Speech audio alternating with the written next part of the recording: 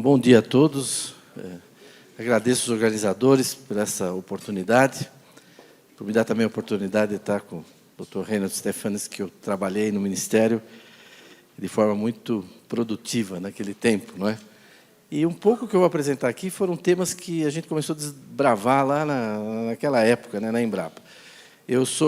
Sabe que a Embrapa tem chefe, né, que nem índio, assim, então o Centro de Pesquisa da Embrapa tem chefe. Então, eu sou chefe da Embrapa Territorial, que fica em Campinas, que é esse prédio que vocês estão vendo aí, e que se dedica, não estuda boi, não estuda árvore, não estuda floresta, não estuda semente, nem máquina, a gente estuda o território, o uso e ocupação das terras no Brasil, logística. Já teve um colega meu que apresentou ontem na parte da macrologística. Eu vou percorrer um pouco em cima do mote desse painel, essa dimensão dentro da agricultura brasileira. Falar de agricultura brasileira, se alguém disser para os senhores que ele está a par da agricultura brasileira, é que a pessoa terminou de estudar ontem à noite, né? Tarde da noite, né? Porque se for a semana passada, já está desatualizado. Porque a agricultura já desativou o pivô, já fez outra coisa. Então, nós temos uma coisa extremamente dinâmica. Essa aqui é uma imagem que eu costumo sempre apresentar, que é uma região que eu monitoro há muito tempo. Isso aqui é o oeste da Bahia. Vocês estão vendo aqui em verde, é pastagem extensiva. Pastagem extensiva. Em vermelho estava começando a produção de grãos, milho e soja, são as áreas de campo de soja. E aqui tinha um pivô de irrigação, não sei se dá para ver aí, roxo, e aqui mais 6 pivôs de irrigação. Isso é 1990. Isso aqui é 2000. Né? Isso aqui é 2010. Né? Isso aqui é 2015. Tanto que já faz 2 anos que o Nordeste ultrapassou o Sudeste em produção de alimento. Eles já passaram de 20 milhões de toneladas, e nós estamos com 18 aqui, batendo em 20 e tal. Né?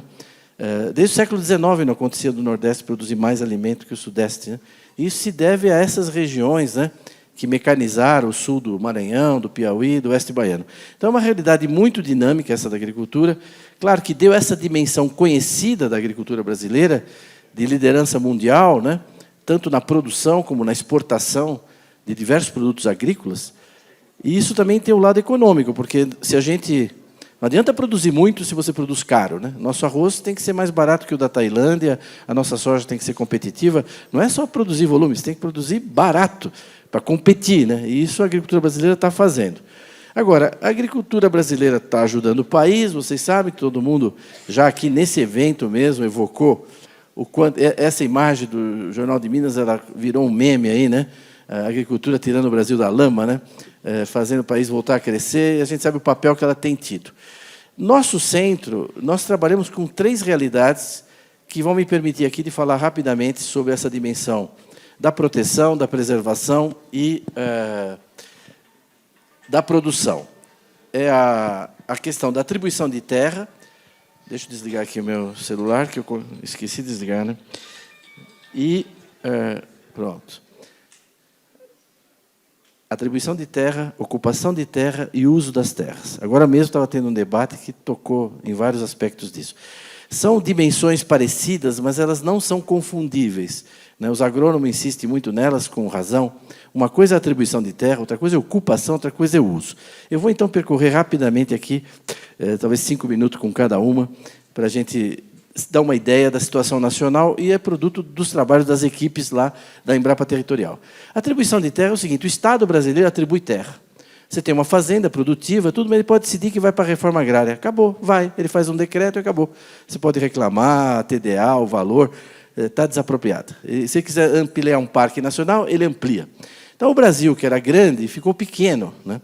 Porque tem muita terra atribuída no Brasil. Em primeiro lugar, nós temos atualmente 1.871 unidades de conservação no Brasil. Se você perguntar qual é a unidade essa, aquela, lá na Embrapa a gente tem o banco de dados de cada uma, quando foi criada, etc. Isso é no sentido da ONU, né? O lato sensu de unidade de conservação, incluindo APAs. Né? Áreas indígenas, terras indígenas, tem exatamente 600 redondinhas agora, 14% do Brasil, a mesma coisa. Você perguntar lá na Embrapa o que é essa área indígena aqui, nós vamos dizer qual é a etnia, se está homologada, se não está. Então, a gente mantém esse banco de dados. Quando você junta a área de unidade de conservação com índio, dá o que a ONU chama de áreas protegidas. Então, isso é um banco de dados que tem na UNEP, está disponível na IUCN, também em Genebra. São as áreas protegidas dos países. Quais são as áreas protegidas da Rússia? São os parques nacionais da Rússia, mais as áreas dos índios deles lá, os Kirguizes, os Lapões, não sei o quê. Quais são as áreas protegidas do Canadá? Os parques nacionais do Canadá, mais os territórios das populações tradicionais, dos índios deles lá, os Inuit, os Esquimós. É assim no mundo inteiro. Então, o Brasil tem sobreposição entre índio e parque. No total, 30% do Brasil é área protegida, cadastrada, mapeada, definida, pronto, consagrada. Isso está fora da produção, né? O Brasil já começa a ficar do tamanho da Argentina quando você tira isso. É muito, é pouco? Não sei. Só tem no mundo 10 países que têm mais de 2 milhões de quilômetros. Não tem muito país grande no mundo. O Brasil é um deles, mas só tem 10 com mais de 2 milhões de quilômetros. Então, quanto que esses países protegem? Eu baixei os dados lá desses países. Eles protegem 10% do seu território. Nós protegemos 30%. Eu não sei se é muito ou se é pouco, 30%, mas é o campeão em termos absolutos e em termos relativos. Não sei se é muito, mas apanhar dizendo que o Brasil não protege suas florestas, ser acusado de não proteger a sua vegetação nativa, é um absurdo, porque é um país que protege 3 vezes mais do que os outros países. E o que os Estados Unidos, a Rússia, o Canadá, o que eles protegem? Eles protegem o deserto de Sonora, o deserto de Mojave, o deserto da Mongólia, o deserto da Austrália, pode ver aqui nas imagens. Nós temos Shapefire. Por exemplo, olha aqui a Argélia. Ela protege 7,5% do seu território. É o deserto do Teneré, o pior local. Eu fiz meu doutorado no Níger, é uma região que eu conheço. O deserto do Teneré é o pior local do Saara. Você, para ir lá, você tem que ter 5, 6 Land Rover, senão não é autorizado a entrar lá. Essa é a área protegida da Argélia. Então, tá bom, você fala, a Argélia protege? Protege, está lá, 7,5% do território. O que ela protege? Bom, o Teneré, né? Então, o Brasil protege áreas que têm potencial. Uma vez eu estava lá no Vale da Morte, eu perguntei para o americano lá, e aqui tem problema de invasão de parque? Porque no Brasil tem, porque tem madeira, tem minério, tem garimpo. É difícil manter a área. Ele falou, não, aqui também temos um problema no Vale da Morte. Eu falei, nossa, tá vendo? Eu já estava falando besteira, dizendo que eles não têm problema, né? Vocês têm problema de invasão? Ele falou, tem. Eu falei, quem que invade aqui? Não, os motocross, vêm fazer cross aqui sem autorização. Eu falei, tá bom. Falei, para nós lá no Brasil, já estou trocando. A área protegida do Brasil equivale a 15 países da União Europeia. Esse é o tamanho da área protegida do Brasil, e é um mapa que a gente tem que mostrar para os europeus, né? Não é? Que normalmente eles planejam o que não executam e depois avaliam o que não fizeram, né? É o que eles fazem com o Brasil o tempo todo, né? As ONGs, um monte de gente. A União Europeia, né? O ministro Reynolds sabe quanto a gente enfrentou essa pedreira. Então, isso é o que a gente protege no Brasil, certo? Essa é a área protegida do Brasil. Por que a gente protege tanto? Por um monte de razões, mas também por razões como essa. Esse movimento, que talvez tem gente aqui que conhece, se não, vale a pena entrar na internet e procurar Farm Here, Forest There. Esse aqui é um documento de 80 páginas. O que eles dizem nesse documento? Eles dizem o seguinte, nos próximos 20, 30 anos, vai ter um mercado adicional de alimentos no mundo, adicional, de 40 bilhões de dólares. É os Estados Unidos que tem que ficar com esse mercado. Os agricultores dos Estados Unidos. O único país que pode pegar grande parte desse mercado da gente é o Brasil. Então, ao invés de dar subsídio para nós, está escrito aqui, ó, ao invés de me dar subsídio, dê dinheiro para as ONG no Brasil impedir a expansão da agricultura brasileira. Isso está dito lá, né? Então, bom, não é teoria da conspiração. Não é teoria da conspiração. Não, pega lá, entra no site. É financiada pela União dos Produtores de Milho dos Estados Unidos. Isso aqui é um pôster que saiu agora, né? Want to protect farm and ranch here? Protect forest there, né? Agora, eu acho que o americano está certo, sabe? Vocês bateram o pão para elogiar eles, né? Eles estão protegendo a agricultura deles. Eles estão no papel deles. Agora, tem gente aqui que está trabalhando também para isso, né? Aí já é um problema mais delicado, né? Enfim, além disso, o Estado atribui terra para a reforma agrária. Nós temos hoje no Brasil quase 9.500 assentamentos que detêm uma área de 88 milhões e meio de hectares. Quer dizer, é 1,5 vezes a área da produção de grãos do Brasil. Esses 240 milhões de toneladas, a gente produz numa área que é muito menor que essa. 10% do Brasil está na mão do INCRA e institutos correlatos em alguns estados, né? Quer dizer, é um Terrabras, né? Tem Eletrobras, tem a Avibras, tem o Terrabras, o INCRA, o maior latifúndio do país, né? 10% do país. Se você tirar aqueles 30% que não pode usar, na realidade o INCRA tem quase 20% do Brasil, está na mão do INCRA. Será que falta terra para a reforma agrária? Pode ser que falte ainda em algum lugar, mas nós já demos bastante terra, hein? Vocês não acham? 20% do Brasil, não está de bom tamanho? Os grãos, nós estamos com... Isso é 1,5 vezes, quase a área de grãos. Nós atribuímos terra para quilombo. Eu lembro na Constituinte que eles diziam que era de 8 a 12. Um quilombo em Trombetas, outro não sei onde. Bom, é 296 já, né? Quase 3 milhões de hectares. Então, o Brasil, nos últimos 15 anos, ficou desse jeito aí, ó, tá vendo? Tudo isso é área legalmente atribuída pelo Estado. Tente construir uma ferrovia. Aqui, vamos visualizar tudo isso numa coisa única, né? Não, a escolha da cor é mera coincidência, não tem nada. Não. Então, então, quando a gente olha, nós temos hoje 12.500 terras legalmente atribuídas, né? É bom já ir se acostumando, né? Então,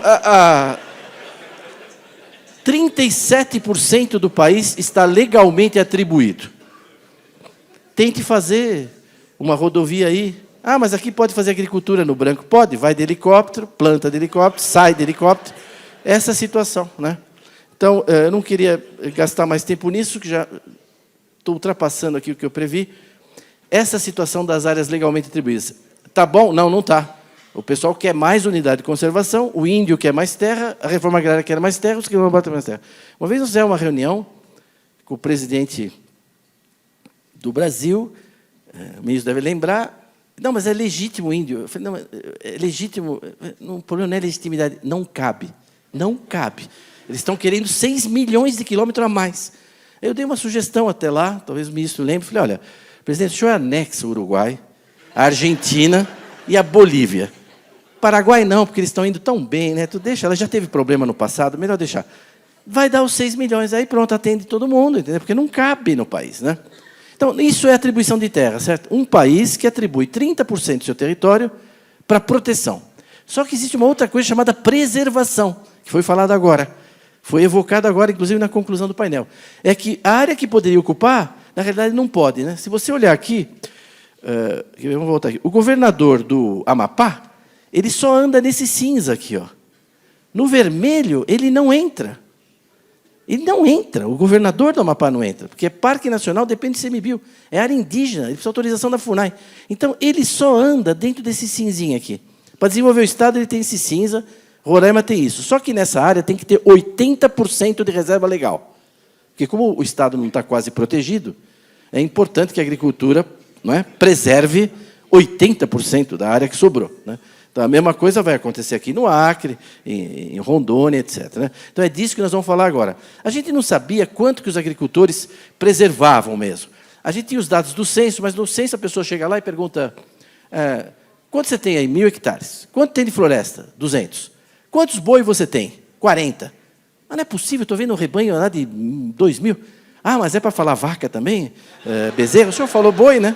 Então, é subestimado. Né? Você vê agora no censo, pode ver, está dando 1.750.000, dando 175 milhões, e o Ministério acha que tem 220. Então, é um negócio meio complexo. Bom, ele ressuscitou, está vendo? Isso aqui acontece, hein? Né? Bom, o resultado é que, com o cadastro ambiental rural, nós agora sabemos qual é a contribuição dos agricultores à preservação do meio ambiente. Todos os produtores foram obrigados a fazer o CAR, não foram? Se tiver produtor aqui, não fizeram o CAR? Obrigado. O maior trabalho escravo da história do Brasil. Quer dizer, 5 milhões de pessoas obrigadas, sem ganhar nada, a fazer esse trabalho, sob coação, sob ameaça de perda de crédito, tudo, coagidos, sem EPI adequado. Imagina, não tem nem energia elétrica, tem que baixar uma imagem satélite, delimitar. Fez a alegria de um monte de empresa picareta de geoprocessamento que ganhou dinheiro de monte em cima dos agricultores, fazendo um CAR vagabundo, pondo um monte de ônus para os agricultores que não era para pôr. Isso sendo, eles fizeram. 4.845.000 agricultores tinham feito o CAR, e lá na Embrapa nós decidimos baixar esses dados, todos. Então, hoje os dados do CAR estão no Ministério do Meio Ambiente, mas estão também na Embrapa. Quando eu perguntei para os meus PhDeuses se a gente podia baixar os dados, eles falaram que não, que era muito difícil, porque para cada propriedade que você vai baixar, tem que pôr o CPF, o seu e-mail, e quase impossível, muito difícil. Depois virei para a meninada de TI e perguntei, vocês acham difícil? Eles falaram, é muito difícil. É difícil, é difícil. Pelo menos umas 2 horas, até fazer o robô e tal. Então, em 8 dias a gente baixou tudo e está lá na Embrapa, está aberto, né, ao público. Enfim, então nós sabemos, nós pudemos, então aqui estão vendo uma imagem de São Paulo, o que está em verde é as áreas de APP. A gente imaginava que os agricultores iam ter coisa muito separada, uma matinha aqui, acolá, tudo assim segmentado. Não, a gente viu na imagem que tudo conectava. Quando se tira os limites das propriedades em verde claro, é o que os agricultores preservam, dedicam à preservação, você vê todas as APPs se conectando com áreas de reserva legal. Isso é São Paulo, o lugar que mais desmatou no Brasil. Aí você vai indo aqui para o Rio Pardo, por exemplo, vai aumentando a largura das APPs, e aí a gente foi indo, processando dados, até ver toda a área preservada pelos agricultores no estado de São Paulo, que é 4 milhões de hectares, e que dá 22% dos imóveis rurais.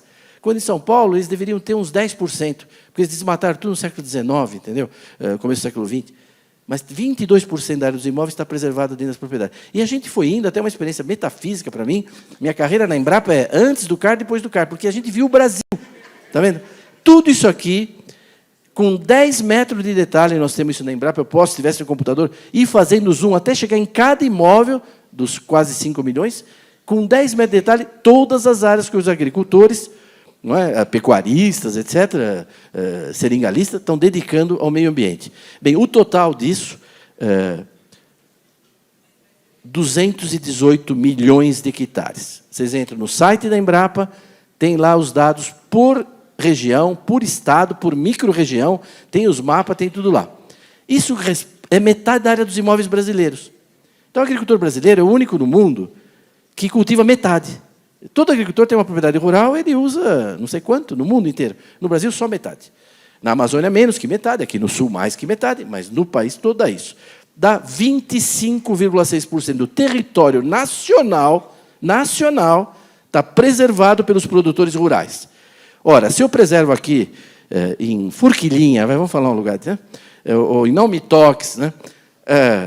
300 hectares dos meus 1.000, aqueles 300 hectares têm um valor, não tem? Quanto custa a terra lá no município de Castro? O hectare custa tanto. Então, hectare para milho, para soja, para floresta.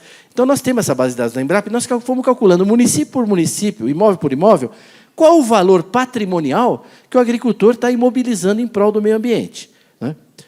Bem, o total deu 3 trilhões, cento e tantos bilhões.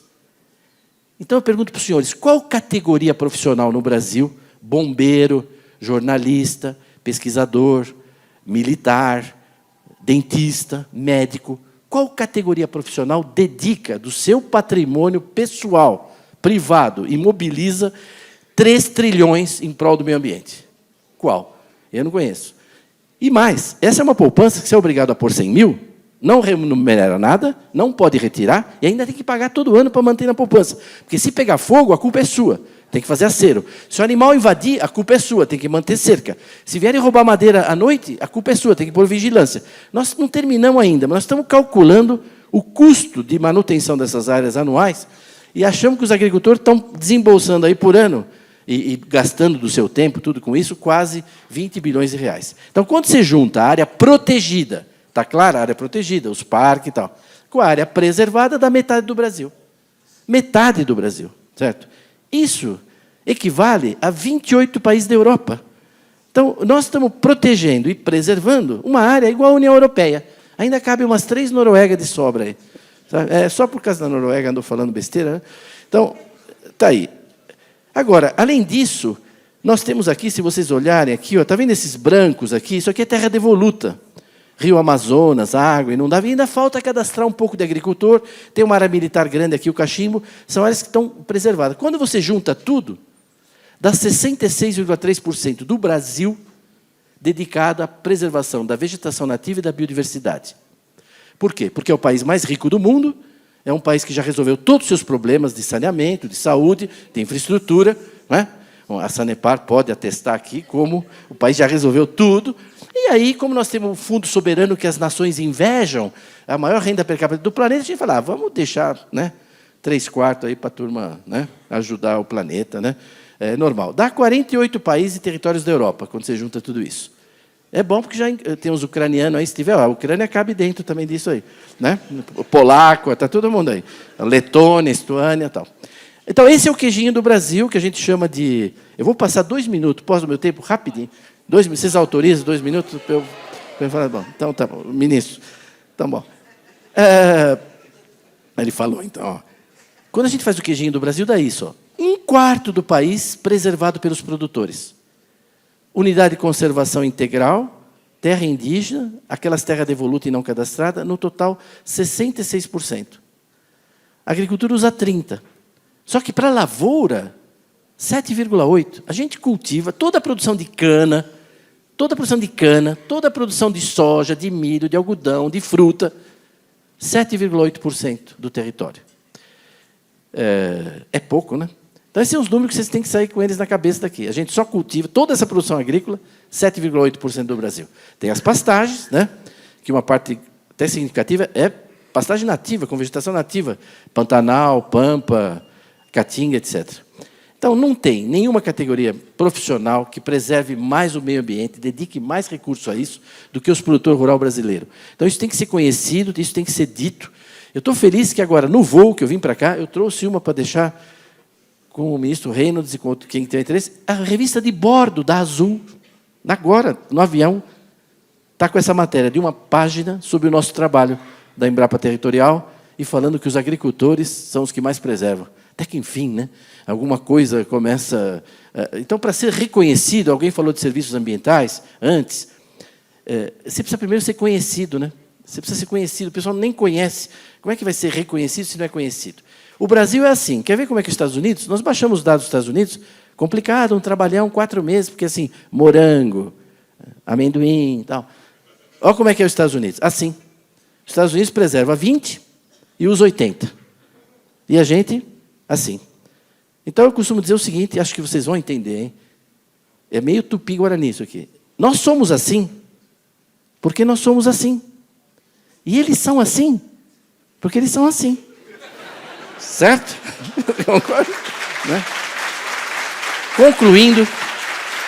Concluindo, muita gente disse que esse número nosso não era isso, cultivava muito mais. Não é verdade. A NASA publicou agora em dezembro um estudo das áreas cultivadas do planeta. O planeta inteiro, com 30 metros, ela mediu áreas cultivadas, 3 anos, um trabalho para a FAO. E aí ela deu quanto tem de cultivado na Indonésia, na Grécia, na China, tudo. E deu o Brasil. A gente ficou meio apreensivo. Vamos ver o que a NASA vai falar. Quanto que a NASA deu? 7,6. Aí o ministro Blairo publicou um artigo dizendo a NASA acaba de confirmar os dados da Embrapa, com uma diferença de 0,2%, mas eu acho que a equipe do Dr. Evaristo aqui está certa. Eu vou terminar aqui, e tamo mesmo, a gente sabe até onde eles errou, mas está de bom tamanho, deixa lá 7,6, está muito bom. Eu vou pular aqui por causa do tempo e queria ir para o final aqui para mostrar 2 coisas. Primeiro, esse gráfico que mostra essa história de pastagem degradada, não sei o quê. Eu não sei, preciso ser apresentado, porque eu estou com dificuldade de achar elas. Porque o que está acontecendo no Brasil é exatamente o contrário. A gente tinha 220 milhões de hectares de pastagem e foi caindo, nós estamos indo para 160, agora, em 2018. E a gente tinha 140 milhões de rebanho, e agora nós estamos indo para 220 milhões de cabeça. Então, como é que pode estar degradando pastagem com uma coisa dessa? Não, o que está acontecendo aqui, o que isso mostra, é recuperação de pastagem, ganho de produtividade em pastagem, quer dizer, integração lavoura-pecuária, como foi falado, uma série de coisas está acontecendo. Então, é uma agricultura com muita tecnologia.